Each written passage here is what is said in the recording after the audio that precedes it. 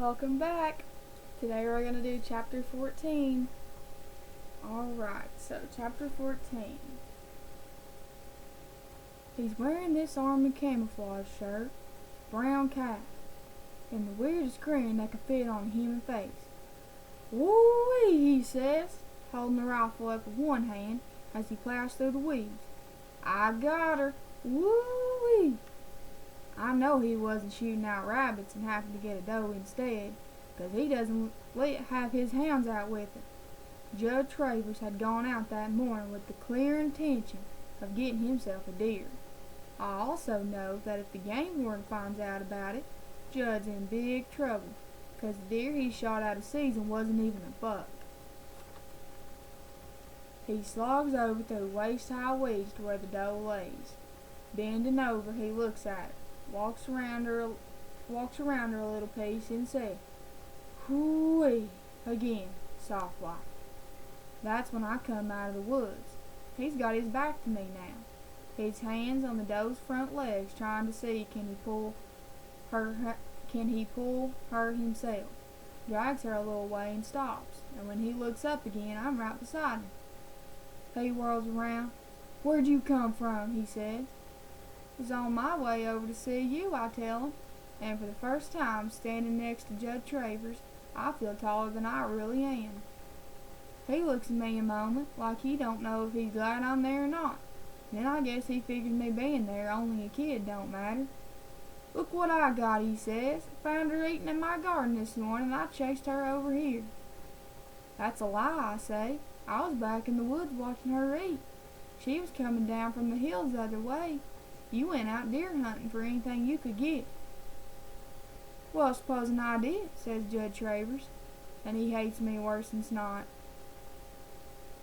"Deer ain't in season, that's what I answer. There's a $200 fine for killing a doe." Judge Travers is staring at me like he's about to crack me across the mouth. "The way we're raised round here, children don't talk back to grown folks. Don't hardly talk much at all, in fact. Learn to listen, keep your mouth shut, let the grown folks do the talking. And here I am, shooting off my mouth at 5:30 in the morning to a man holding a rifle. Am I crazy or what?" "Not unless the game warden finds out there's not," Judge says. "And who's going to tell him? You?" All at once I realize I got Judge Travers right where I want him. One way you look at it, it's my duty to report a killed doe. The way folks up here look at it, though, that's snitching. And if I could tell, but bargain not to, it's something else again. It's blackmail. Like I said, I'd got to the place I'd most anything to save Shiloh. "Yeah," I say, my heart pounding like crazy. "I'll tell. There's a free number to call." "There is, too. It's on Dad's hunting regulation papers. Boy, I sure didn't know I was going to step into all this when I came up here this morning." Now Jud's looking at me good, eyes narrowed down to little slits. "Your pa put you up to this?" "No, this is me talking." "Well, ain't you something now? And who's to believe you?" "I'll get the game warden up here. Show him the spot the doe was hit, the blood, and when he finds the deer at your place, he'll believe me. The words are coming out quicker than I can think almost. Well, I'll just tell him he's eating my garden. And I'll say different. The new game warden won't make any allowance even if the deer was eating your garden. You just don't shoot deer out of season no way, especially a doe." Now Jud's really angry. His words come at me like bees. "What you trying to do, boy? Start up trouble? You think I can't put you in your place mighty quick?" "So what you going to do?" I ask. "Shoot me?" Travers is so surprised his jaw drops. But I'm cooking now. Nothing can stop me. Braver than I ever been in my life. "Going to shoot me like that dog I found up here 6 months with a bullet in his head?" Travers stares some more. "I know whose bullet that was, Judd, and I told Dad, and if folks find me up here with the bullet in me, Dad'll know whose bullet that is, too." I can't hardly believe the words that's coming out my mouth. Been scared most of my life of Judge Travers. Here I am, half his size, talking like a grown person. It's because I know Shiloh's still got a chance. So what you waiting for, Judge says finally. Go get the game warden. And when I don't move, he says, come off it, Marty. Here, you take one of those legs. I'll take another. We'll drag it to my place, and I'll give you half the meat. And don't tell me your ma won't be glad to get it. I don't want the meat. I want Shiloh. Now Judge really surprised and whistles through his teeth. Boy, you just come up here to set me up, didn't you? Didn't have an idea in this world you was out with your rifle, I tell him. And that's one of the first truths I told him 2 weeks. I come up here because it's Sunday, the day you said to bring your dog back. And I wanted you to know you got to fight me first to get him. Now I'm telling you I mean to keep him. And you expect to keep that deer without a fine, you'll make the trade. Whoa, says Travers. That's no kind of trade at all. If I hadn't got me a deer this morning, what would have you bargained with? Then I didn't have an answer to that because I hadn't been thinking about a deal. Judd had already said he wouldn't sell Shiloh. Judd's eyes narrowed down even more till it almost looks like he's asleep. I just bet you would tell the game warden too. Jesus' name I would. And you're saying if I let you keep my hunting dog, you're going to keep his deer a secret?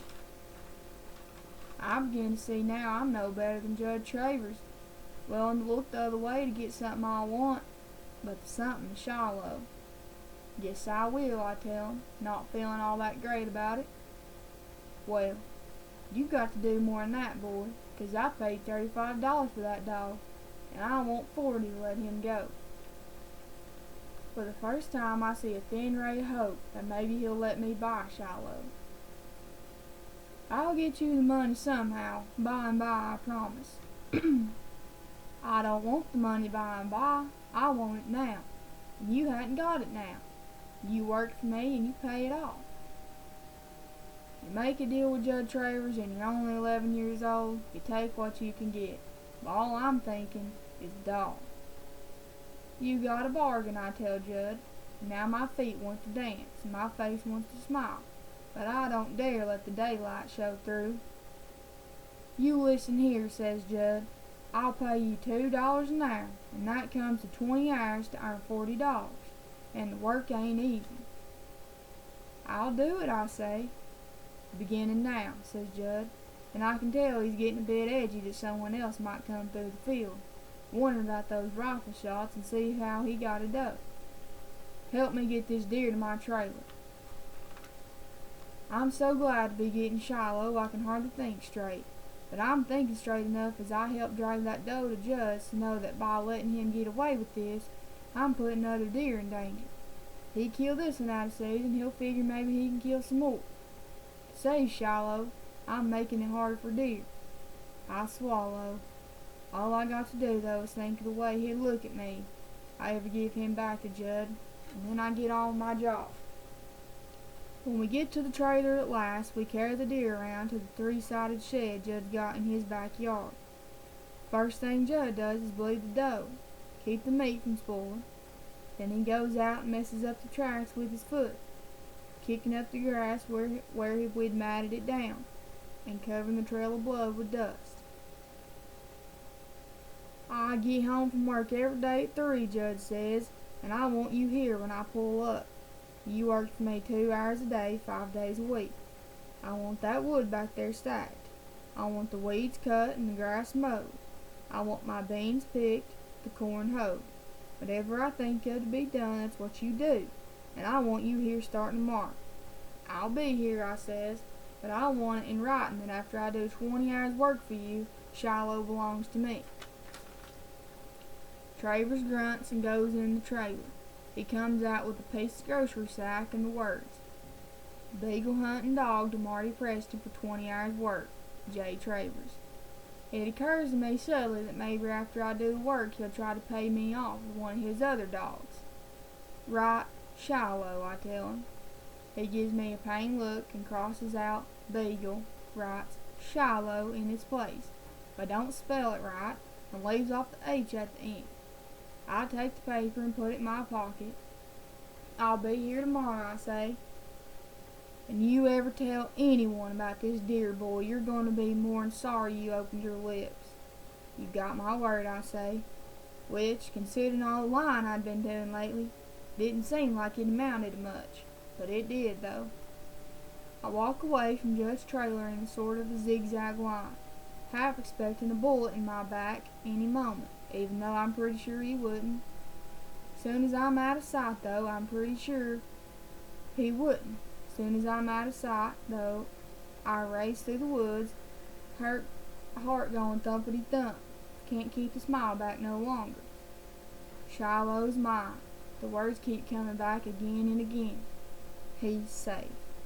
Should feel even more joyful, though. Thought once if I could ever just get Shiloh for my own, it'd be the finest day of my life. In a way it is, in a way it isn't. Could be Judd gave in 'cause he couldn't think of nothing else at the moment to do. Said I could have Shiloh just 'cause he needed some help with that deer. Could be that once he got rid of the evidence, he'd tell me to go ahead and get the warden, that I wasn't to have the dog. Could even say he never wrote that on the grocery sack, that I'd wrote it myself. I don't think so, though. What worries me most is that Judd could go through with the bargain, give Shiloh to me, but then someday, when Shiloh's running free in the woods by himself, Judd might put a bullet in his head just to spite me. And that's the end of chapter 14. Check back tomorrow for the last chapter, chapter 15. Goodbye.